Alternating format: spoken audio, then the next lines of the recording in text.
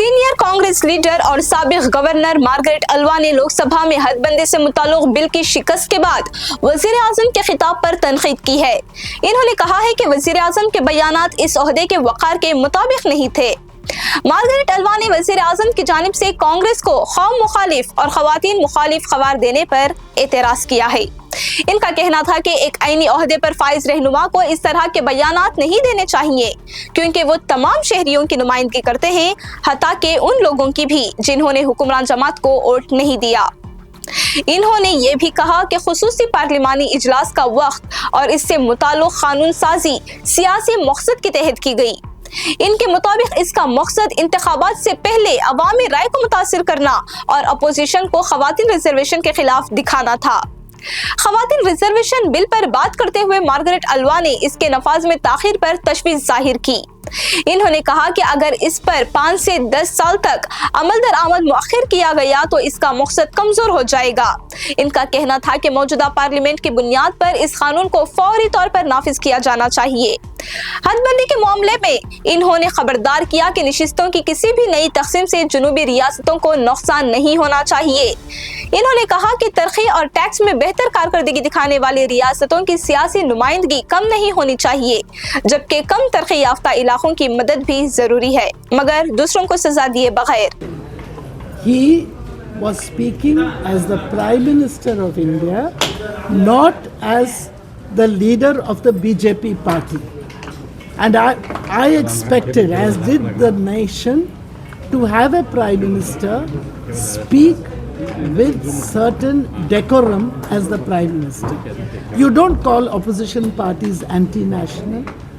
You don't name leaders of the opposition and call them national deshdrohi.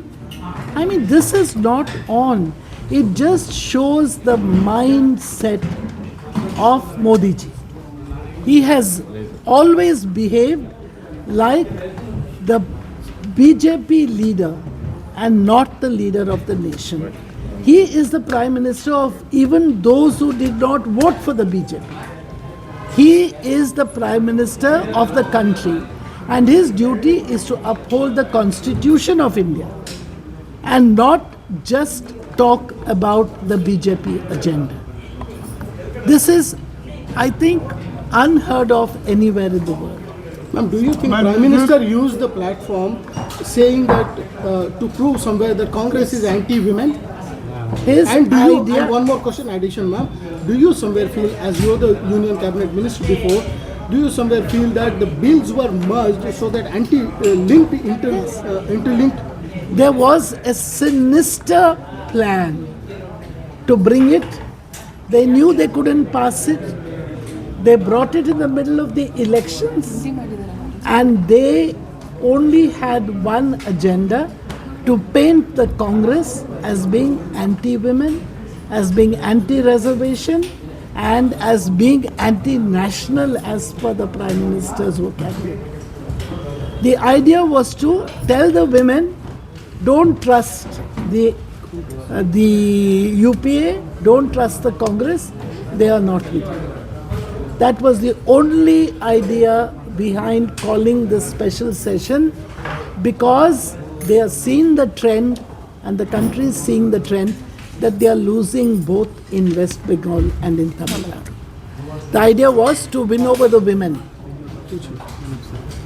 Yes. So, ma'am, one more thing. One clearly stated one thing that Mr. Kiran Rijiju, the Union Minister, says, the words came from the Congress. It clearly shows that it is historically anti-women. Other side, it is also proving that it is not ready to take the deal. Mr. Tejasvi Surya says it was a great deal that Karnataka would have got the 14 extra seats. How do you see this, ma'am? So, and UP can get 42 extra seats, right? And that's justice, right? The states which have been dragging the economy down, which have done nothing for development, which have not contributed sufficiently to the national tax kitty, but drawn the maximum for themselves because they are backward, who have not controlled their populations, are to be rewarded, are to be given all the benefits. Is this what justice is all about. And we are not fools in the South. The southern states are going to stand up and fight back. We are very clear, and I am grateful to the Prime Minister because he has done what the entire UPL leadership could not do all this time. He has united the opposition and brought them in no uncertain terms to fight the battle together. Union Minister Shobha Karandlaje today said that when South leaders talk about the Southern India and Northern India, in a way it's a conspiracy to divide India.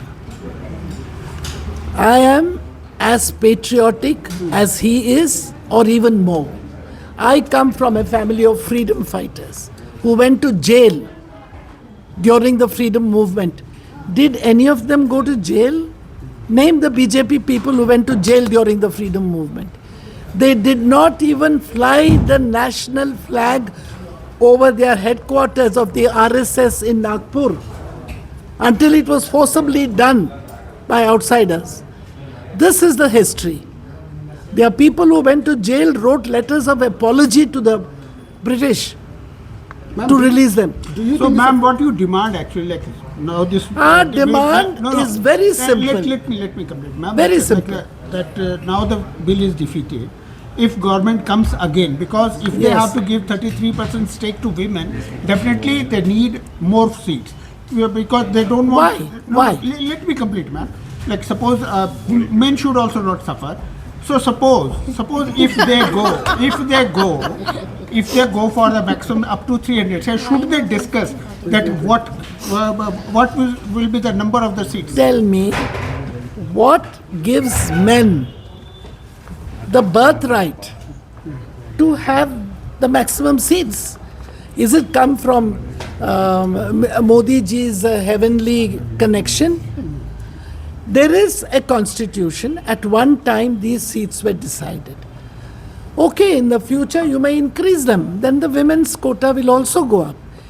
Our point is, we want 33% reservation in the present context. Out of what exists, I know in Parliament, one person, when I was piloting something, said, क्या बात है, हमारी seat छीनना चाहती हो? I said, किसने लिख के दिया कि ये सीट आपके हैं? Who has said these seats are yours? They are as much mine as they are yours. You have taken advantage, kept us out, and occupied those seats. We are today claiming our birthright as Indian citizens, as equal citizens, which the Constitution says we have the same rights, political rights as men.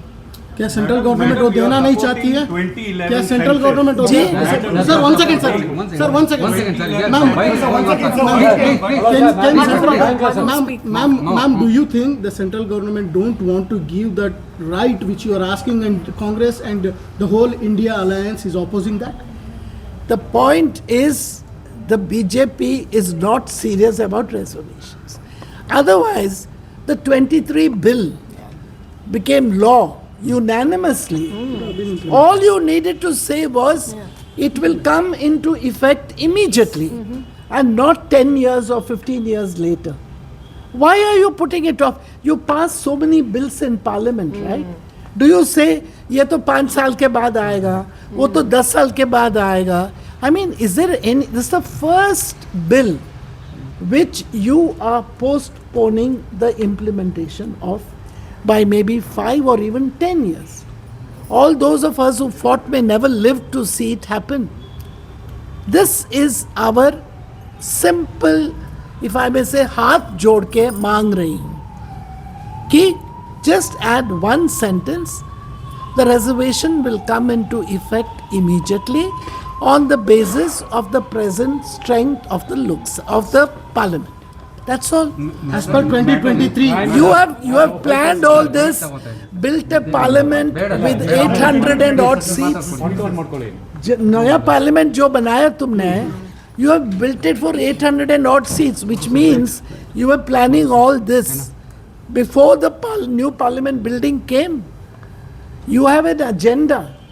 You want to increase the strength of the Bimaru states, and those of us who have worked for development, for the status of women, for education, and given more taxes to you because of our development, we have to be penalized. Yes, ma'am. Ma'am, you are time and again calling the North India states the Bimaru states. Any reason No, for I'm that? sorry, they are called Bimaru states. I'm not saying it. That is because educationally, the population, the GDP, the tax devolution, everything shows that they are still left behind. We all started at the same line, right, to run. How is it that we have gone there and they are still here? And we are being told, as per the guidelines which were adopted earlier, is that those who are left behind must get a larger share of the nation's taxes and of developmental budgets because they have to catch up. अरे कब तक हम देते रहेंगे और कब तक हम मरते रहेंगे? Exactly. On the other hand, we should have been given some special bonus for our achievements. Exactly. On the other hand, we are being made to suffer. Now, you are also taking away our seats. You are denying us the political power to be a voice in parliament.